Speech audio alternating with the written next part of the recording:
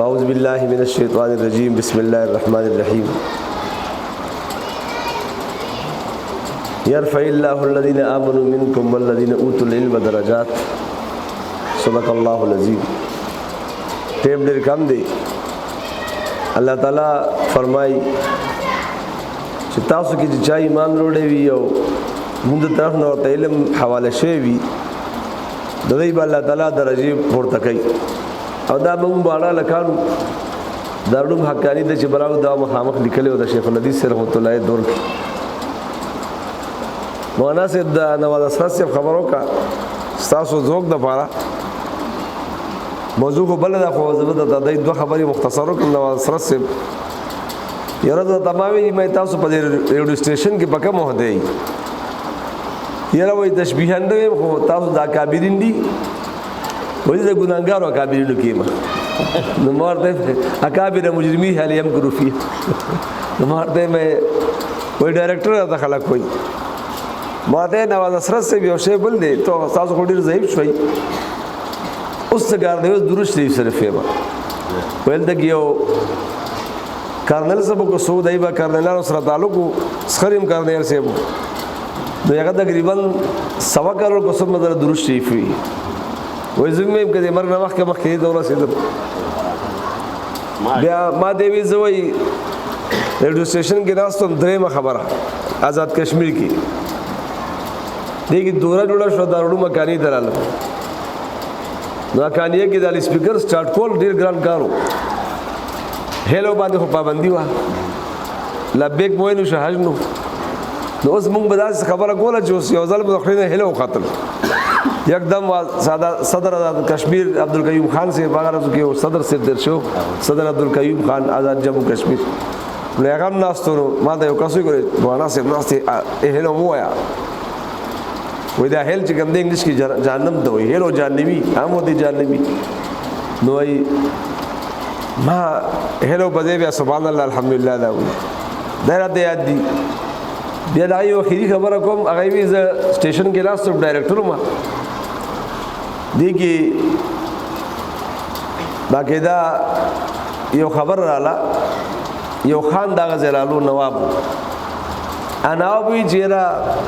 تاسو کې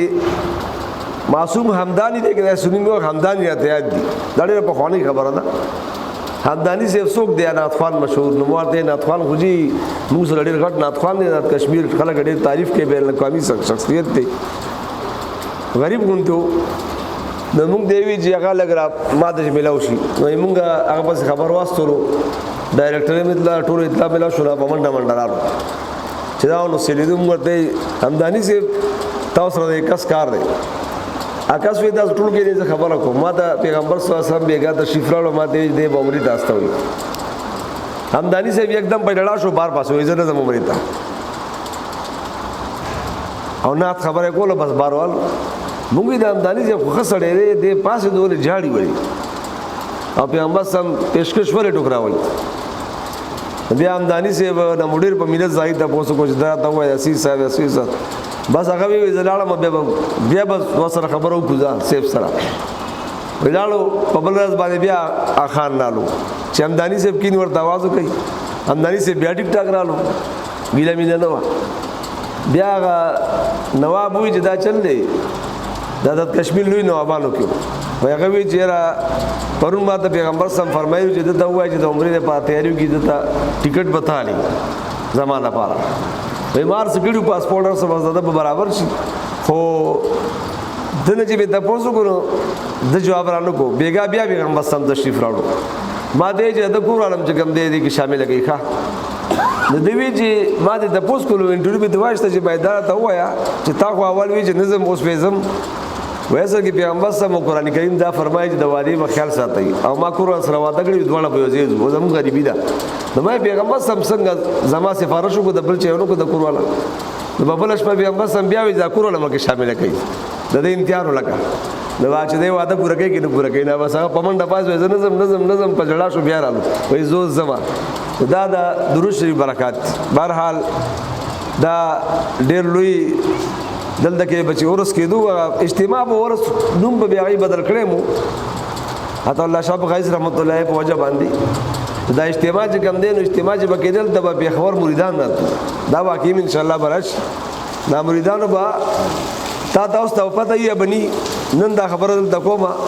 د لیډي ریډینګ هسپتال بنیاد چې کوم دی حضرت باباجي سره رحمت الله علیه کې دی او دا لیډي ریډینګ د انګریز په نوم دی دومره لکه پاکستان نه مخکې خبره ده لیکن ای بنیاد چې کوم دی دا کوړه خټک حضرت الشیخ شیخ الکل ای برازي هغه به کوم دی باقي دلته کې بنیاد کې دي انګریزانو ولاړو مسلمانانو ولاړو او د دې بنیاد هغه کې دي بل دلته با سپیشل بسون راتلو چې اجتماع بوا سپیشل دومره زیات رش پو چې یو کس داسې ټوپ وارو دیوال راتلو د ډرم کې تارکول د روډ د پاره ګرم شوي پای کې لاړو د بیا چې وستونه ټوټه ټوټه خو خلکو ډېر زیات تقدس دلته په لنګر چول دا پروګرامو دا لګه د چې موږ ټول د دې فیض یافته یو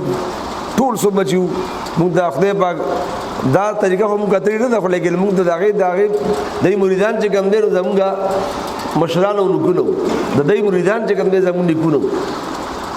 او ډېر لوی ماته یو کټیا د خلکو بل استدا خبرې وکړي لګ راولي دا آینده تاریخ کې ان شاء الله ترکه ان شاء الله دا خدای پاک بدی باندې ډېر برکت کوي وکانه ابو ما صالحه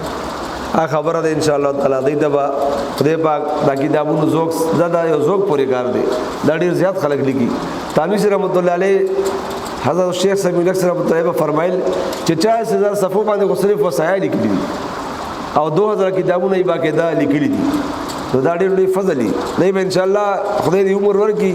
کنه جی خدای دا خدا لوی کی ان شاء الله دې تاسو ورې چې ډېر لوی مصنف او ډېر لوی مؤلف بجوړ شي او ډېر لوی غټ کار به خدای پاک پای تګیسمانی سے په باکوړي کې خدای پاک راول